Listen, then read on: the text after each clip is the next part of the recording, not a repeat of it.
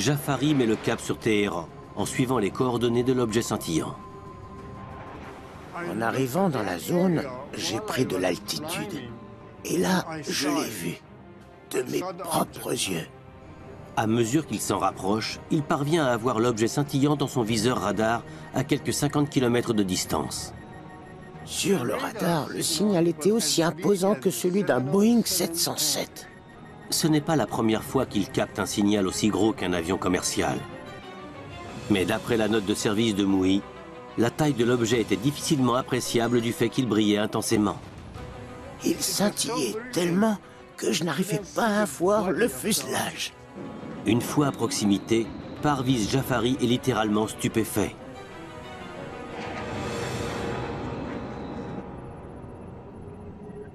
L'objet avait la forme d'un diamant. Au sommet, une lumière rouge scintillait. Puis une verte, une orange et une bleue. Elle scintillait à toute vitesse. Tandis qu'il tente de s'en approcher davantage, l'objet se met soudain à se déplacer comme si la physique n'avait pas d'emprise sur lui. D'un seul coup, il s'est déplacé de 10 degrés vers la droite, en un claquement de doigts, soit près de 100 km parcourus en moins d'une seconde.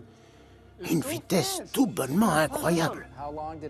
La suite de son témoignage lors du débriefing confirme qu'il ne peut pas s'agir d'un appareil provenant de notre monde. Après ça, j'ai vu quelque chose en sortir par le bas. Je me suis senti menacé. Un missile se dirigeait droit vers moi. Jafari décide de riposter au deuxième objet qui vient tout juste d'apparaître. Je me suis immédiatement dit que je devais faire feu et lancer un missile infrarouge sur la cible. Mais juste avant qu'il n'appuie sur la détente, plus aucun instrument ne répond. Le panneau d'armement s'éteint et la radio se coupe. C'est alors que l'objet se met à tourner autour de l'avion de chasse. Imaginez-vous un appareil filant pratiquement à la vitesse du son, alors que quelque chose lui tourne autour. C'était incroyable. Il ne s'agit évidemment pas d'une force militaire ennemie. Le voilà qui bataille avec un engin sorti de nulle part. Je n'avais plus accès à mon armement, alors qu'il me fonçait dessus. J'étais sûr de me faire percuter. Dans le ciel de Téhéran, le pilote de l'armée de l'air impériale, Parviz Jafari, est aux prises avec un ovni. Sous la menace d'un objet inconnu qui vient de jaillir du vaisseau mère, il part soudain en piqué afin d'échapper à l'offensive. Mais aussi vite qu'elle a démarré, celle-ci prend fin. L'objet cesse toute poursuite. Le deuxième objet volant s'est alors éloigné de moi avant de repartir sur l'objet principal et de disparaître totalement. Dans sa note de service, le colonel Mouhi écrit « L'objet est reparti se fondre dans l'objet principal. À mesure que le pilote s'éloigne de sa cible, tous les systèmes de son avion de chasse se réactivent. » Lorsqu'il rappelle la tour de contrôle, on lui passe le général Yousefi qui lui ordonne de rentrer à la base. Je lui ai demandé où il voulait que je me pose, à Téhéran ou bien à ma base d'origine, près d'Hamadan. Il m'a répondu « Vous avez ordre de vous poser au plus vite à Téhéran. » Au moment où Parviz Jafari entame son approche, l'incroyable se produit. J'ai vu apparaître un petit objet circulaire qui se dirigeait tout droit vers le sol. Je me suis dit que je n'allais pas tarder à assister à une gigantesque explosion. Mais au lieu d'exploser, le nouvel objet finit par s'immobiliser totalement à quelques centaines de mètres du sol. Toute la zone alentour était éclairée. Le général Yousefi lui donne l'ordre d'inspecter l'objet avant de se poser. Jafari s'en est approché pour tenter de l'observer de plus près. Mais une nouvelle fois, ses instruments se sont éteints et plus rien ne répondait. Le colonel Mouhi indique qu'un vol commercial passant à proximité connaît les mêmes avaries. Au bout du compte, le général Yousefi lui a ordonné de faire demi-tour et de rentrer à la base. Mais Parviz Jafari n'est pas au bout de ses peines. En entamant sa descente sur l'aéroport Mehrabad, il aperçoit un nouvel objet volant. D'un seul coup, j'ai vu ce qui ressemblait à un cylindre, avec 2 points lumineux à chaque extrémité, et un en plein centre. Il prévient la tour de contrôle. J'ai hurlé à la radio. Qu'est-ce que c'est que cet engin droit devant moi? On m'a répondu, on ne voit rien. Qu'est-ce que c'est? On n'en sait rien, on ne le voit pas. Plus tard, il sera précisé que les contrôleurs ont vu eux aussi un cylindre dans le ciel. Dès le lendemain, Parviz Jafari est convoqué au débriefing auquel assiste le lieutenant-colonel Mouhi. Durant la nuit, l'incident a filtré dans les médias. Le 20 septembre 1976, le journal de Téhéran révèle qu'un membre de l'armée de l'air s'est adressé à la presse la nuit même de l'incident. La pression monte au sein des armées américaines et impériales qui cherchent à comprendre ce qui s'est produit. Le ciel était limpide. Pas un seul nuage, aucun avion à l'horizon, rien du tout. Pourtant, je ne voyais aucun moyen de faire atterrir mon avion. Parviz Jafari reconnaît qu'il était en grand danger. Comment atterrir? J'étais totalement perdu. Ce qui m'est arrivé là-haut, je n'en sais rien du tout. Je n'en ai aucun souvenir. J'ignore ce qui s'est passé pendant ce laps de temps. S'il s'est senti désorienté au moment d'atterrir, se peut-il qu'il ait été dans un état similaire précédemment? Jock Williams estime qu'il a tout simplement commis une erreur en essayant de faire feu. À mon avis, il n'a pas appuyé sur le bon bouton. Si on oublie de relever l'interrupteur général de l'armement, ou si on n'enclenche pas la bonne séquence, on aura beau appuyer sur la détente, il ne se passera rien. La note de service du lieutenant-colonel Mouhi ne sera pas considérée par le gouvernement américain comme un élément à classer top secret. 2 jours plus tard, un autre rapport rédigé par un certain colonel Mackenzie arrive par téléx à la DIA, l'agence du renseignement de la défense. Le colonel Mackenzie s'appuie sur les articles parus dans la presse et sur les témoignages de tierces personnes. Le document est pratiquement identique à la note de Mouhi. Une décision soudaine et discutable est alors prise. Les 2 rapports, diffusables au départ, changent de statut et deviennent top secret. Pourquoi jeter ainsi le voile sur ce qui s'est passé dans le ciel de Téhéran? En 1976, un ovni a été aperçu au-dessus de Téhéran. Il existe 2 documents quasiment identiques détaillant cet événement. Considérés à l'origine comme diffusables, ils sont soudain classés top secret par les autorités américaines. Une question subsiste. Pourquoi? 4 mois après l'incident, le public obtient une réponse. En janvier 1977, le commandant en chef adjoint de l'armée de l'air impériale, le général Azar Barzin, se livre à une surprenante révélation. Dans la transcription d'un entretien, il déclare que les États-Unis et l'Iran s'échangent officiellement des informations au sujet des ovnis. L'entretien se poursuit autour de la question qui taraude les autorités américaines. Nous avons fait une grande découverte. Un brouilleur capable de parasiter différentes fréquences à la fois. Mais une telle technologie nous étant inconnue, c'est incompréhensible. N'importe quel gouvernement serait prêt à verser des milliards de dollars pour une technologie capable de couper des instruments de bord et empêcher un pilote de chasse de faire quoi que ce soit. Mais ça ne s'est encore jamais vu. Est-ce pour cette raison que l'incident de Téhéran a fait l'objet d'une enquête approfondie et classée top secret? La mission première de l'agence du renseignement de la défense est d'avoir connaissance des capacités de l'ennemi, notamment en ce qui concerne la technologie en présence. 6 ans plus tard, le 31 décembre 1982, la DIA rend public un document éminemment important. L'agence du renseignement de la défense avait analysé la valeur et la dimension des différentes données collectées en Iran. Tous les facteurs les plus irréfutables concernant cette fameuse apparition d'un ovni sont minutieusement répertoriés dans l'analyse de la DIA. Elle évoque le crédit à accorder aux témoins de haut rang. Elle évoque des témoignages oculaires tous corroborés par un signal radar. Elle évoque un éventuel champ électromagnétique. Et elle évoque également l'extraordinaire maniabilité de l'objet volant. Dans la case « Remarque » du document, une phrase résume parfaitement le tout. Il s'agit d'un rapport exceptionnel. Cet incident rassemble tous les critères nécessaires à une étude valable des objets volants non identifiés.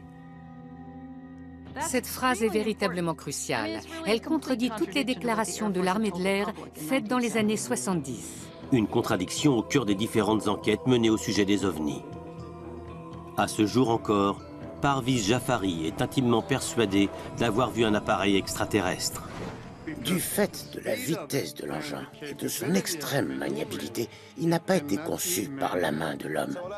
Mais il ne subsiste aucune preuve concrète au-delà de ces témoignages. Lors de la révolution islamique de 1979, qui a entraîné la chute du Shah, de nombreux documents ont été perdus ou détruits. Plus de boîtes noires, plus de télémétrie, plus aucune donnée mécanique ou radar. Dans l'optique où le gouvernement américain aurait davantage de données, celles-ci sont toujours classées top secret. L'absence de preuves scientifiques continue de laisser planer le doute sur les témoignages de nombreux pilotes. En 1980, 4 ans à peine après l'incident de Téhéran, un autre pilote de chasse va soutenir l'invraisemblable. Ce document de la défense américaine a été archivé le 3 juin 1980. Il fait état d'une apparition d'OVNI en Amérique du Sud devant des centaines de témoins. Ville de La Joya, au Pérou, le 11 avril 1980. 1800 militaires et employés civils se trouvent sur la base aérienne Mariano Melgar lorsqu'un objet de forme arrondie est repéré en plein milieu d'une zone d'exclusion dans la matinée. Au départ, tout le monde s'est dit que c'était un ballon sonde. Mais la principale crainte était celle d'un appareil espion. S'agissant d'un complexe militaire extrêmement sensible et d'une zone d'exclusion aérienne, l'armée de l'air l'a pris comme une agression. Le pilote Oscar Santamaria reçoit immédiatement l'ordre de décoller et d'abattre ce qui ne peut être qu'un ballon espion. À cette époque, la base Mariano Melgar est un point stratégique au Pérou. On y stocke des armes et des avions de combat soviétiques flambant neufs. Santamaria se précipite pour intercepter l'appareil avant que celui-ci ne s'approche des installations militaires. Il pilote un Sukhoi Su-22, un chasseur de fabrication soviétique équipé d'un canon 30 mm. Quand j'ai atteint les 8000 pieds d'altitude, j'ai lancé la manœuvre d'attaque. Lors de l'audition citoyenne sur la divulgation tenue en 2013, Santamaria a fait le récit de cette rencontre. Après avoir rapidement localisé la cible, il l'a dans sa ligne de mire. Ayant reçu l'ordre de l'abattre, il n'hésite pas une seule seconde à accomplir sa mission. J'ai tiré une rafale de 64 munitions de calibre 30 mm. Une seule balle de 30 mm à tête explosive qui plus est suffirait à abattre n'importe quel type d'appareil. Mais il n'en est rien. Le rapport de l'agence du renseignement à la défense précise qu'aucun des tirs du pilote péruvien n'a causé le moindre dégât. À sa grande surprise, il n'a pas réussi à abattre l'objet volant, alors qu'il l'avait dans son viseur. C'était comme si les balles se dématérialisaient en approchant la cible. Elles étaient totalement inefficaces. Santamaria étant un pilote chevronné, il se cale de nouveau sur sa cible.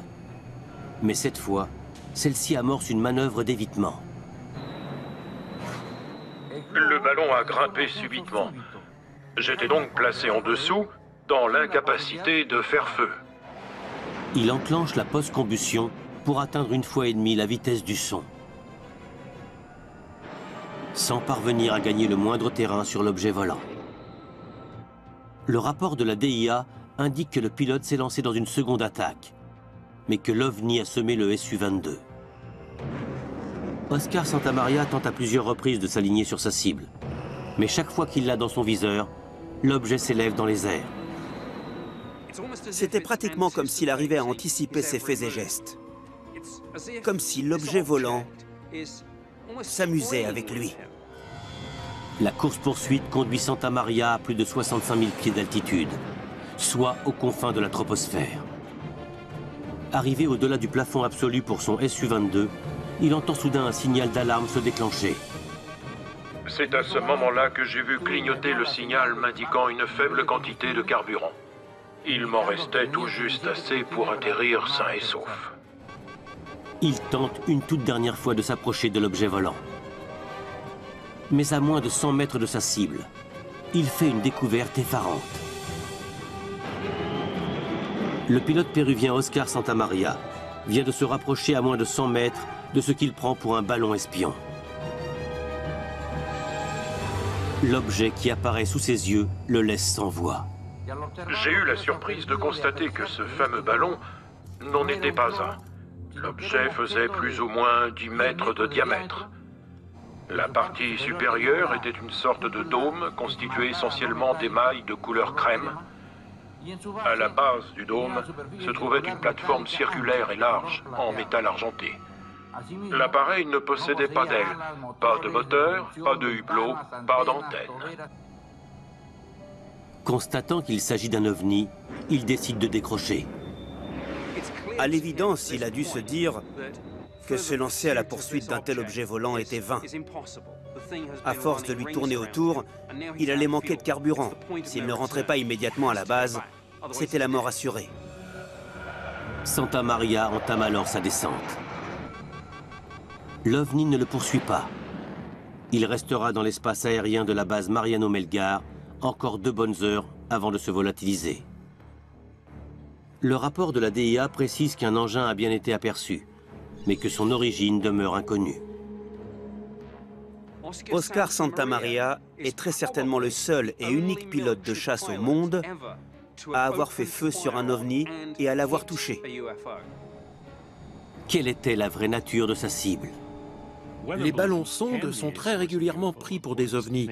Certains sont tellement chatoyants qu'ils ressemblent à des étoiles vues de loin. Ce genre d'engin scientifique peut monter jusqu'à 100 000 pieds, une altitude inatteignable pour la plupart des avions. Santamaria aurait-il poursuivi un ballon? Quand un pilote évolue dans le ciel et qu'il scrute l'horizon, il n'a aucun point de comparaison. Il peut se croire à proximité alors qu'il est extrêmement loin. C'est souvent une affaire d'illusion d'optique. Pourtant, Santamaria affirme que l'objet a joué au chat et à la souris avec lui, allant jusqu'à dépasser la vitesse supersonique. Il n'existe aucun ballon sonde capable de telles prouesses, et encore moins de réchapper à la rafale d'un canon 30 mm. L'éminent journaliste aéronautique Bill Sweetman propose une autre explication. Le Su-22 est un avion d'assaut relativement rudimentaire. Il n'a rien d'un avion intercepteur. Les munitions embarquées sur le Su-22 ont été conçues pour être lourdes et non pas rapides. Autrement dit, si la vitesse à la bouche du canon n'est pas très élevée, il faut se trouver tout près de sa cible pour espérer faire mouche. À trop longue distance, les balles tombent dans le vide du fait d'une vitesse de propulsion insuffisante. Malgré son canon 30 mm, Santamaria n'a donc peut-être jamais touché sa cible. Mais quelle que soit l'hypothèse, une telle rencontre est véritablement marquante pour un pilote. Au total, j'ai manœuvré pendant 22 longues minutes qui sont à jamais gravées dans ma mémoire. Je reste convaincu de l'existence d'une vie extraterrestre technologiquement avancée. Et si les pilotes tels qu'Oscar Santamaria avaient tout simplement halluciné et imaginé des choses? Se peut-il qu'ils aient craqué sous la pression d'une menace inconnue? Lorsqu'un être humain a peur, lorsqu'un pilote voit un engin lui fondre dessus, lorsqu'il est confronté à quelque chose d'inconnu, il risque d'avoir une réaction impulsive. D'où l'importance de partager ces informations. Mais lorsqu'il en va de la sécurité nationale, l'armée de l'air préfère que ces rapports restent confidentiels. J'ai tendance à comparer le sceau du secret à la cave d'une maison.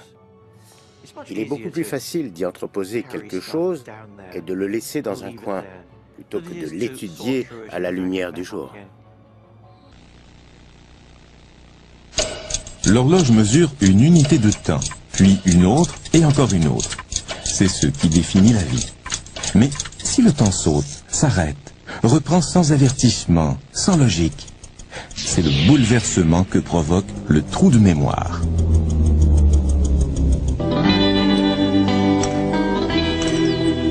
Pour ceux qui l'ont vécu, c'est plus qu'un mystère, c'est un problème. C'est un voyant rouge qui demeure constamment dans votre esprit et qui vous rappelle que quelque chose ne va pas. Pour Jim, Jack et Charlie, l'histoire commence lors d'un voyage de camping dans une forêt isolée.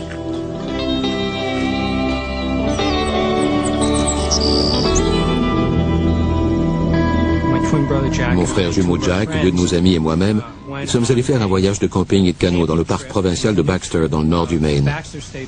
C'est dans une région sauvage.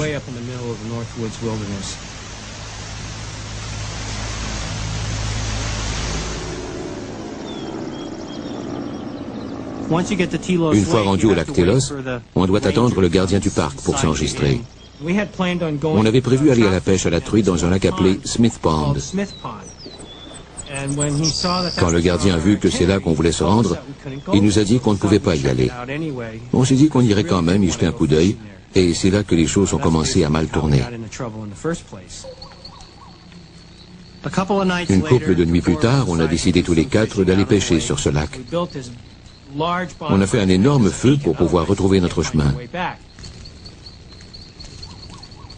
On a pris notre canot, puis on est parti. On était sur l'eau depuis quelques minutes seulement. C'était très marécageux. Il y avait des arbres et des racines sous l'eau. Un endroit dangereux. On était là depuis une vingtaine de minutes, pas plus.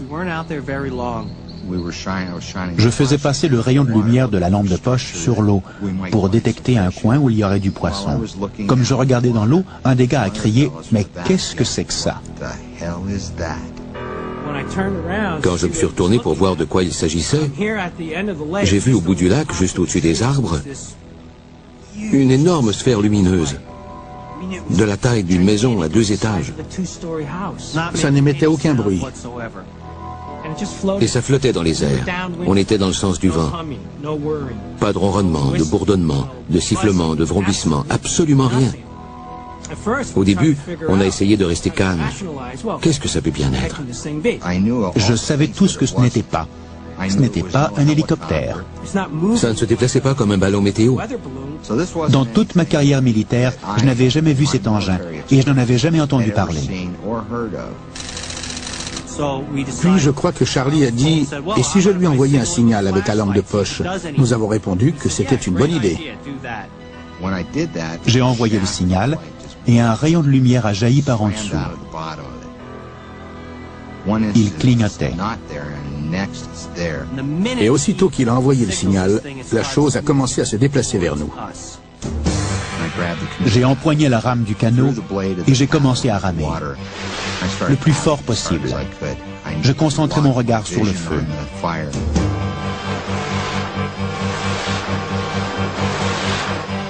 Jack se retournait sans arrêt et il disait toujours « Elle va nous rejoindre ». À ce moment, je crois qu'on était en état de panique. On ramait comme des fous pour s'éloigner. J'entendais les gars pagayer avec leurs mains derrière. L'eau éclaboussait. Ils criaient « Rame, Charlie !» Elle a fait un saut étrange dans l'espace. Elle gagne du terrain, Presque au-dessus de nous. la lumière nous enveloppait. Elle ne peut pas faire ça. Les choses ne font pas ça. La lumière allait toucher l'arrière du canot. On ne pourrait pas l'éviter.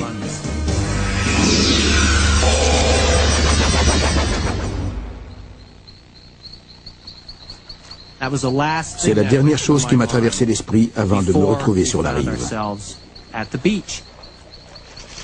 Il l'avait distancié, du moins le croyait-il. Alors on est sorti du canot et quand on s'est retourné, la chose était juste là, en face de nous. En fait, elle planait juste au-dessus de l'eau, à une 50aine de mètres. Puis elle a fait un drôle de mouvement. On aurait dit qu'elle implosait. Elle a fait comme ça. Puis elle a réapparu encore plus haut dans le ciel, une lumière aveuglante. On aurait dit qu'elle montait, elle prenait de l'altitude d'un mouvement saccadé, puis elle a complètement disparu, comme un éclair. C'est difficile à décrire. On se tenait là, debout, et on se demandait ce qui avait bien pu se produire. On était comme en état de choc. Puis, ils réalisent qu'ils ont perdu la notion du temps. Le feu est leur premier indice. Quand on est revenu au feu de camp, il ne restait que des braises. Ça nous a paru étrange, parce qu'entre le moment où on est parti pêcher et le moment où on est revenu, il ne s'était écoulé que 15 ou 20 minutes. J'en étais certain.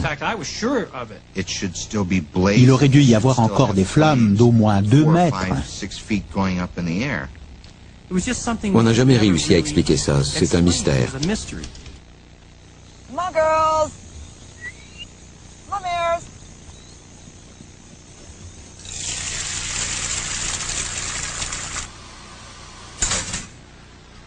Claire et Diana seraient les premières à vous dire qu'un horaire fixe est la clé de la réussite sur une ferme.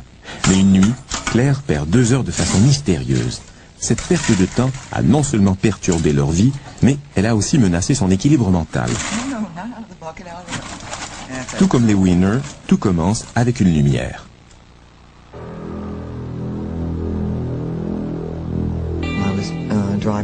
J'étais à environ 7 km de la ferme. J'ai aperçu des lumières dans le ciel. C'était tranquille. Je n'entendais aucun bruit de moteur d'avion. Je me suis garé sur le bord de la route et je suis sorti pour voir ce qui se passait. En une fraction de seconde, j'étais de retour dans la voiture, conduisant sur les chapeaux de roue. J'étais 5 km plus loin d'où je me trouvais précédemment. Mes oreilles saignaient, probablement parce que mes boucles d'oreilles étaient à l'envers. J'ai aussi réalisé qu'1 heure et demie s'était écoulée et je n'avais aucun souvenir de ce qui s'était passé pendant ce temps.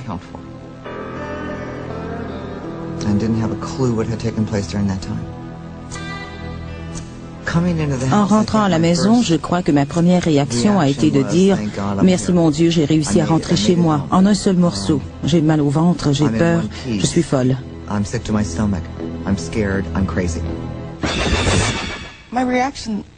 J'ai tout de suite pensé « Oh mon Dieu, Claire est folle. Je lui donne trop de travail, il se passe trop de choses. Elle a besoin d'un congé. » J'ai tout de suite pensé « Oh mon Dieu, Claire est folle. Je lui donne trop de travail, il se passe trop de choses. Elle a besoin d'un congé. » Mais l'incident se produit de nouveau. Une couple de semaines plus tard, en revenant d'une rencontre d'affaires, j'ai vu des lumières sur la route devant moi. Soudain, l'intérieur du camion est devenu tellement illuminé que j'étais aveuglé. Puis, ce qui me revient est d'avoir été relâché par le haut et d'avoir atterri lourdement sur la route dans le véhicule.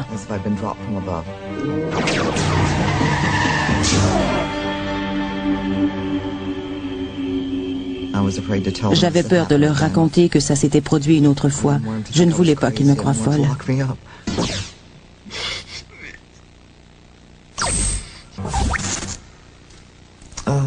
J'ai pensé que je faisais une dépression nerveuse. J'ai souvent pensé cela. Claire n'est pas la seule à être déstabilisée par ce trou de mémoire. Dans l'humour, comme dans la vraie vie, le sens du rythme est important. Un soir qu'il se rend dans le Vermont pour donner un spectacle, Fred se rend compte qu'il a perdu plusieurs heures. Sa vie commence à se détériorer. Pour lui aussi, le coup de départ est une apparition. Tout à coup, j'aperçois cette chose. Ça ressemble au dirigeable de Goodyear. C'est ce que j'ai cru. Les lumières ont commencé à flotter au-dessus. Ça retient mon attention et je me dis, ça, c'est le dirigeable de Goodyear et bientôt, je vais voir le nom Goodyear. En quelques secondes, il était réduit à la grosseur d'un ballon de volley-ball. Et je me dis, ce n'est pas un dirigeable. Juste au moment où il s'approche, un avion militaire s'amène. Et comme il arrive dans le champ de vision, le présumé dirigeable se dirige vers le nord et s'éloigne de l'avion en un temps record. Il est parti.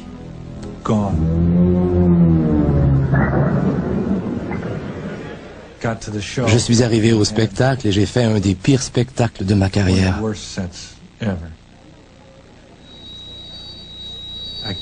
Je n'arrivais pas à utiliser le microphone. Chaque fois que je voulais le prendre dans ma main, quand j'arrivais à la chute de mon histoire, il y avait un court-circuit. Alors j'ai dû laisser le micro sur son support pendant le reste du spectacle. L'autre gars s'amène et n'a aucun problème avec le micro. Il le prend dans sa main et tout fonctionne bien.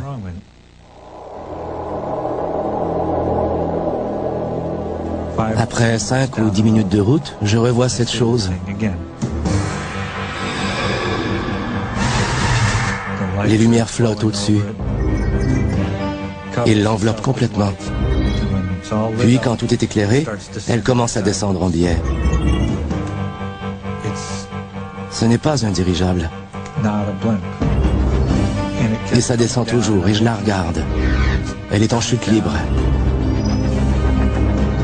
Elle va s'écraser.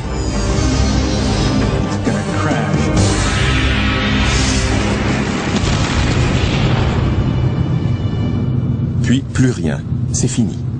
Il ne reste qu'un nuage. Le ciel est d'un rouge de braise. Je m'arrête dans un motel. Je suis exténué. Je ne peux plus conduire. Il est 1h30 du matin. Je suis à une vingtaine de kilomètres de mon point de départ et 3 heures se sont écoulées. Je n'ai pas pu conduire tout ce chemin à 7-8 km à l'heure. Il y a un trou dans le temps, je ne comprends pas.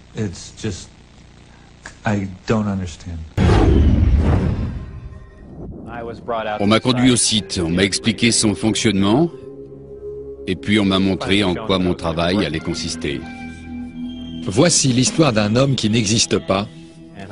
Et je me suis dit qu'il était de mon devoir d'en parler à quelqu'un. Et d'un lieu qui n'existe pas non plus. C'est une histoire placée sous le sceau du secret, où se mêlent peur, conspiration et dissimulation. Ils ont menacé de tuer ma femme. Cachés en plein cœur d'un désert américain, Ils m'ont dit que rien ne les arrêterait. l'accès est défendu par des hommes armés autorisés à tirer sur les intrus afin de garder cet endroit top secret. Ils étaient complètement fous et totalement incontrôlables. Dans le désert du Nevada, à environ 110 km de Las Vegas, existe une zone de la superficie de la Suisse que personne ne prétend connaître. Depuis la fin de la Seconde Guerre mondiale, ces terres désertiques renferment un mystère. Certains l'appellent Groom Lake, d'autres le pays des rêves. Mais cette zone est plus connue sous le nom de la zone 51. C'est le secret de l'armée américaine le mieux gardé. La zone 51 n'est pas reconnue à ce jour. En d'autres termes, l'armée de l'air nie son existence. En l'absence de preuves, des rumeurs ont commencé à se propager. Non seulement des soucoupes volantes seraient testées, mais en plus, ces soucoupes ne seraient pas l'œuvre de l'homme, mais le résultat d'un projet commun entre l'armée et une forme d'intelligence étrangère à notre planète. Cette idée apparaît bien sûr insensée. Mais de l'avis général, cette zone renferme effectivement un secret. Un secret que l'armée tient à garder coûte que coûte.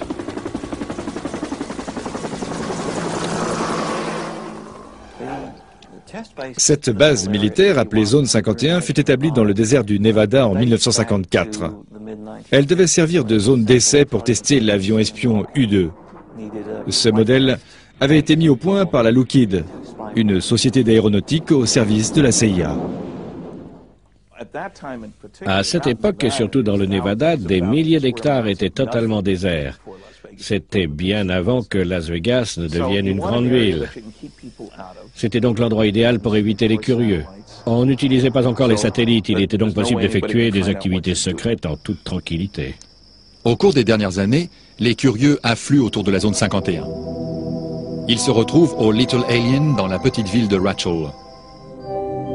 Ils se racontent leurs histoires, achètent un souvenir d'extraterrestres, ou bien encore, ils échangent leurs points de vue sur les diverses théories de conspiration. Certains ne retournent jamais chez eux. Passionnés d'OVNI, ils se laissent envoûter par les récits fantastiques qui entourent la zone 51. Les activités de la base concernent essentiellement l'élaboration de nouveaux avions espions et d'avions furtifs.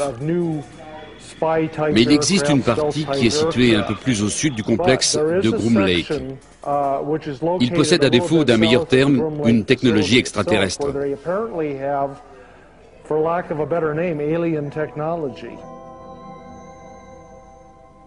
Il n'est pas inhabituel de voir danser des lumières étranges au-dessus de la zone 51. Avec un peu de chance, il est possible d'assister à ce spectacle au moins une fois par semaine. Mais la zone n'attire pas seulement des passionnés d'OVNI. Robert Exkler, un ancien scientifique de la NASA, s'est lui aussi consacré au sujet. Cette zone est connue depuis longtemps, mais son existence officielle a été niée pendant des décennies. Sa création remonte aux années 40-50 avec l'élaboration de l'avion espion U-2 et du supersonique SR-71. En fait, tous nos avions secrets ont été mis au point et testés au moyen de vols d'essai dans cette zone. Il est donc évident que si vous disposez d'une technologie aussi sophistiquée qu'une soucoupe volante, cette zone est le premier endroit où vous irez la tester. Les moyens mis en place pour protéger la zone sont assez considérables. Des détecteurs sont placés à l'intérieur et à l'extérieur du site. Il y a de nombreuses voitures de patrouille. Des Jeeps Cherokee blanches circulent pour surveiller les gens se trouvant à proximité de la base. Des micros directionnels sont camouflés dans les buissons. Il y a des détecteurs de présence, des détecteurs de mouvement et même des détecteurs d'ammoniac. Ils servent à différencier un humain d'un animal, car la transpiration humaine contient des traces d'ammoniac.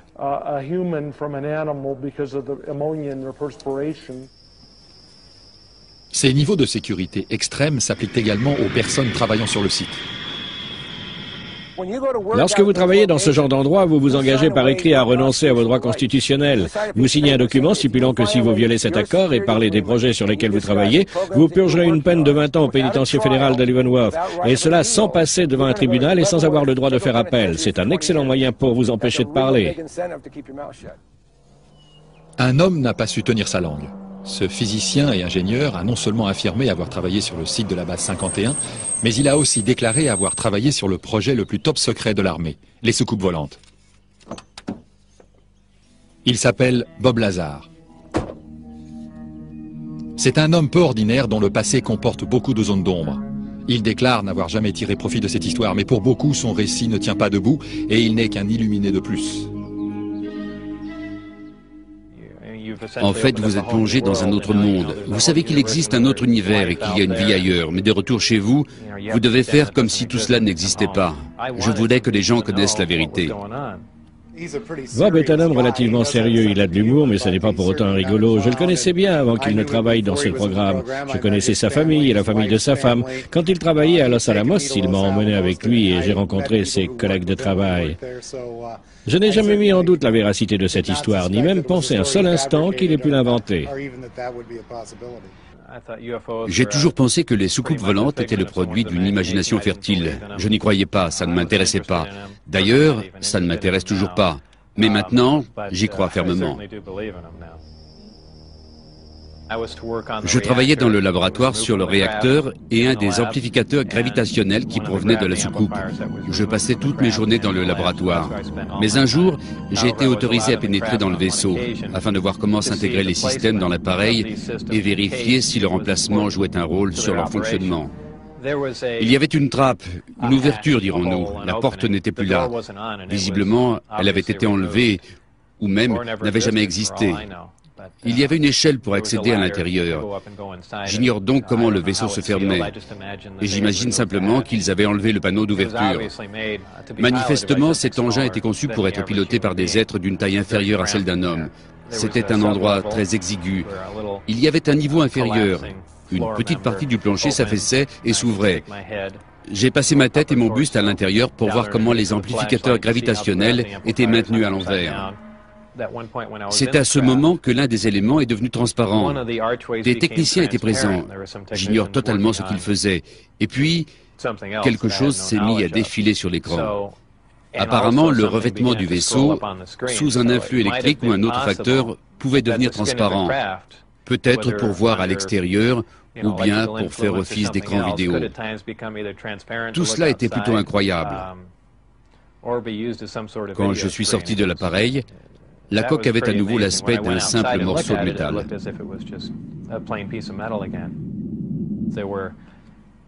Il y avait 3 sièges, 3 amplificateurs, disons que c'était les commandes, mais il n'y avait aucun bouton, il n'y avait strictement rien. Et pour ajouter à tout cela, je n'ai vu aucune installation électrique. Les sièges n'étaient pas très grands, ils étaient 2 ou 3 fois plus petits qu'un siège normal. Marcher dans cet appareil me procurait une sensation désagréable. J'avais l'impression de ne pas être à ma place. En même temps, c'était très excitant, je ne peux pas dire le contraire. Mais j'ai vraiment eu l'impression d'être plongé dans une autre dimension. Toutefois, Bob Lazar a toujours insisté sur le fait qu'il n'avait jamais vu quoi que ce soit qui puisse ressembler à un extraterrestre. On m'a emmené dans le hangar pour assister à un des tests. L'appareil était posé sur le fond de l'ancien lac. Il a décollé sans faire de bruit. Il est resté en suspens dans les airs, puis il est redescendu se poser au sol tout en douceur. C'était vraiment impressionnant. C'est comme si vous voyiez une maison se détacher du sol sans faire aucun bruit. Vous ne pouvez pas imaginer la puissance nécessaire pour effectuer un décollage sans produire aucun son. Je suppose que des hommes étaient aux commandes de cet engin. D'une manière ou d'une autre, ils ont réussi à s'installer dans les petits sièges, ou bien ils se sont assis ailleurs. Visiblement, ils savaient comment fonctionnait cet appareil. Quelle que soit la technologie utilisée et d'où qu'elle vienne, ils en connaissaient le fonctionnement. Bob Lazar savait ce qu'il risquait en dévoilant la vérité. Mais ce secret était devenu trop lourd à porter. On a vu des agents de l'OFI, le Bureau d'enquête fédéral, venir chez lui à l'improviste pour effectuer des contrôles de sécurité. Pour tous les proches de Bob, parents et amis, il ne faisait aucun doute que son téléphone était sur écoute.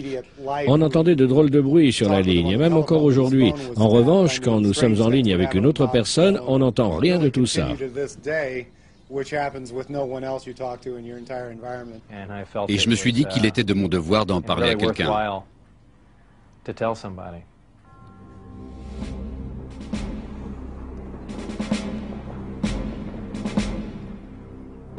C'est ainsi que Bob Lazar a décidé d'emmener des amis proches faire une petite excursion de nuit. Je crois qu'il était 20h ou 21h. Ce devait être un mercredi du mois de mars 1989. Nous sommes partis avec Jane Huff, John Lear et mon ex-femme. À cette époque, il n'y avait pas de pancarte. Personne ne connaissait la base. On ne parlait pas des extraterrestres. Le Little Alien n'existait pas. Il y avait seulement le bar-restaurant de la ville de Rachel. Vous pouviez vous aventurer en voiture beaucoup plus loin que ce n'est le cas aujourd'hui. Il n'y avait pas de patrouille de sécurité, la zone n'était pas surveillée. Nous sommes allés assez loin, et d'où nous étions, on voyait très bien ce qui se passait. Une lumière en forme d'ellipse est apparue dans le ciel, elle s'est mise à bouger et à danser, et en fait on aurait dit que c'était une soucoupe volante comme on en voit dans les films. La lumière faisait des allers-retours rapides. Un avion normal ne peut pas évoluer de cette façon-là.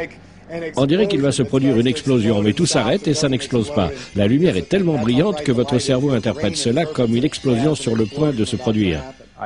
À mon avis, des hélicoptères et d'autres engins sont venus et l'ont suivi. Ensuite, l'engin s'est reposé au sol. Bob nous avait prévenus, il nous avait décrit à l'avance ce que nous allions voir. Aussi, dès le moment où nous avons vu la lumière dans le ciel, ce fut pour nous un moment extraordinaire. La lumière s'est comportée exactement comme Bob l'avait dit. Elle est apparue comme prévu et j'ai bien été obligé de croire. À un moment, le vaisseau s'est mis à briller avec une telle intensité que nous avons pensé qu'il y avait un problème et qu'il allait exploser. Et même si nous étions à des kilomètres, nous nous sommes réfugiés derrière la voiture. C'était assez excitant. En tout, ils vont effectuer 3 visites. La 3e fois, l'inévitable se produit. Sur le projet Apollo se montre sceptique. J'ai effectué des recherches très poussées sur les déclarations que Bob Lazar a faites sur sa vie et sur les systèmes de propulsion. Ces affirmations touchent des sujets assez sérieux. J'ai contacté les écoles où il prétend avoir reçu ses diplômes, j'ai appelé le lycée qu'il dit avoir fréquenté, j'ai contacté Los Alamos où il aurait travaillé comme scientifique. Mes recherches se sont révélées totalement infructueuses. Le seul élément que j'ai pu vérifier est qu'il a effectivement été élève de l'école primaire Pierce à la fin des années 70. Je crois que je n'aurais jamais entrepris des recherches sur le formulaire W2 de Bob Lazar si ce dernier n'avait pas réussi brillamment le test du détecteur de mensonges.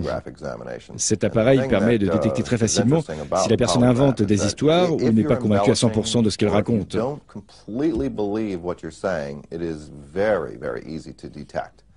On peut donc déterminer ce degré de conviction et savoir si la personne est absolument certaine de ce qu'elle dit se rappeler. Et c'est exactement le cas de Bob Lazar.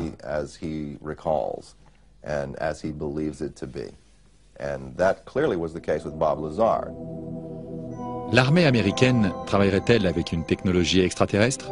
Et si c'est le cas, le fait-elle de son plein gré? Bruce Maccabee, un physicien de la marine américaine, a son idée sur le sujet. Il profite de son temps libre pour travailler sur ordinateur. Il vérifie l'authenticité de films vidéo et de photographies d'OVNI provenant pour la plupart de la zone 51. Depuis 1947, on s'interroge sur la provenance de ces objets. On se demande s'ils sont vraiment l'œuvre de l'homme. Je n'exclus pas le fait qu'à l'heure actuelle, nous sommes en mesure de construire des objets dotés plus ou moins des mêmes caractéristiques. Cependant, à l'époque où cette histoire a commencé, la technologie ne permettait pas de parvenir à de tels résultats. De même, un fait relativement intéressant démontre que l'armée de l'air n'était pas impliquée. Au cours de l'été 1947, l'armée a demandé au FBI de mener des enquêtes auprès des personnes qui avaient vu des ovnis. C'est alors qu'un des membres du FBI a suggéré que ces objets avaient peut-être été créés par des hommes. Et Edgar Hoover, qui était le chef du FBI à l'époque, a déclaré qu'il n'était pas judicieux de mener des enquêtes si ces objets provenaient de bases militaires. Il a donc exigé de l'armée de l'air qu'elle produise un document attestant que cette enquête ne concernait pas les programmes de secret défense. Dans une lettre, l'armée de l'air certifie à Hoover qu'après examen de tous les projets de recherche militaire, toutes forces armées confondues, il n'y a rien qui ressemble de près ou de loin à une soucoupe volante. Il n'y avait donc plus aucun doute. L'armée de l'air affirmait qu'elle n'était pas impliquée dans cette affaire et que ce sujet la préoccupait comme tout le monde. Edgar Mitchell connaît bien l'espace et la technologie de pointe. C'est un ancien astronaute et aussi le 6e homme à être allé dans l'espace. Il a participé à la mission Apollo. Et depuis qu'il n'est plus de la partie, il tente de percer le mur du secret. Je suis convaincu que des contacts ont été pris, car des personnes qui occupent des places élevées dans le gouvernement, des personnes dignes de confiance, m'ont avoué que dans leurs fonctions officielles, elles avaient été plongées au cœur du sujet. Elles aimeraient raconter leur expérience et ne plus être tenues au secret. Mais jusqu'à nouvel ordre, elles ne peuvent absolument rien dévoiler du tout. J'ai reçu une multitude d'appels de personnes qui ont travaillé à la base. Celles que j'ai rencontrées pour les interviewer et pour parler ont travaillé à la base dans les années 50, 60, 70 et 80. À quelques détails près, elles disent toutes la même chose. Leurs récits n'ont pas la même teneur que l'histoire de Bob Lazar, mais la plupart se recoupent. Ces personnes ont vu des vaisseaux en forme de soucoupe, elles les ont vus voler, elles les ont vus entreposés dans des caisses et sous des bâches, et tout le monde était tenu au secret. L'histoire de Bob Lazar est tout à fait cohérente. Bob Lazar dit-il la vérité? A-t-il inventé toute cette histoire? A-t-il été utilisé par le gouvernement pour faire de la désinformation? Ou bien est-il le porte-parole involontaire d'un gouvernement désireux de nous préparer à un événement encore plus colossal? C'est un homme intelligent qui nous raconte un beau conte de fées. La majorité des gens qui donnent foi à ces dires n'ont fait aucune vérification et acceptent l'idée que le gouvernement ait pu effacer son dossier. Je suis la première personne à m'en être rendu compte. Je ne parvenais pas à retrouver des dossiers me concernant. Au départ, je n'arrivais pas à mettre la main sur mon certificat de naissance, ainsi que d'autres documents officiels. Et j'ai pensé qu'il tentait d'effacer toute trace de mon existence. Je suis ravi de savoir qu'il a travaillé là-bas. Il y a en effet de fortes chances pour que ce soit un test. Ce test servirait à déterminer le crédit que les scientifiques et le public seraient prêts à accorder si une personne ayant participé à de tels programmes révélait des informations confidentielles de ce type.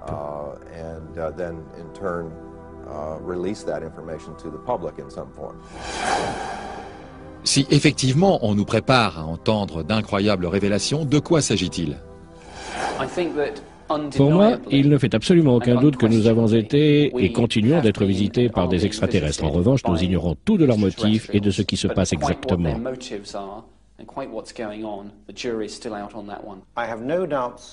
Je suis formellement convaincu que les États-Unis ont récupéré des véhicules extraterrestres. Je trouve tout cela déprimant et effrayant. Nous sommes en plein Big Brother. Si cette technologie existe, elle est extrêmement puissante et dangereuse. C'est pour cela qu'elle doit appartenir au domaine public et non pas au domaine privé. Je savais que j'étais privilégié de participer à ces programmes, mais l'atmosphère était très oppressante. Les mesures de sécurité étaient très poussées. Et de savoir que vous ne pouvez parler à personne, que vous êtes sur table d'écoute et tout ce qui s'ensuit, à la longue, il devient très difficile de supporter cette situation. Le plus dur est de travailler en plein cœur du 28e ou du 29e siècle, tout en vivant au 20e siècle. Même si Stanton Friedman se montre sceptique vis-à-vis de Bob Lazar, les activités de la base 51 ne font aucun doute pour lui. Je ne serais pas étonné d'apprendre qu'une partie de la vérité se trouve dans le désert du Nevada, près de Groom Lake. C'est l'endroit idéal. C'est un lieu isolé et sous haute surveillance. Il réunit donc toute qualité requise pour examiner à loisir des soucoupes volantes, en reconstituer de nouvelles ou les faire voler.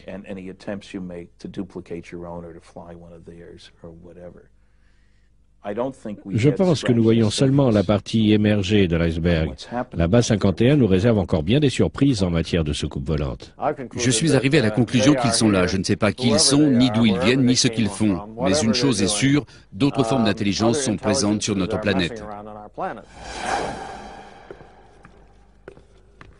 Alors, que l'on croit ou non le témoignage de Bob Lazar, après avoir entendu tous ces témoignages de personnes, hommes de science, théoriciens et rêveurs, allons-nous désormais croire que les extraterrestres sont parmi nous ?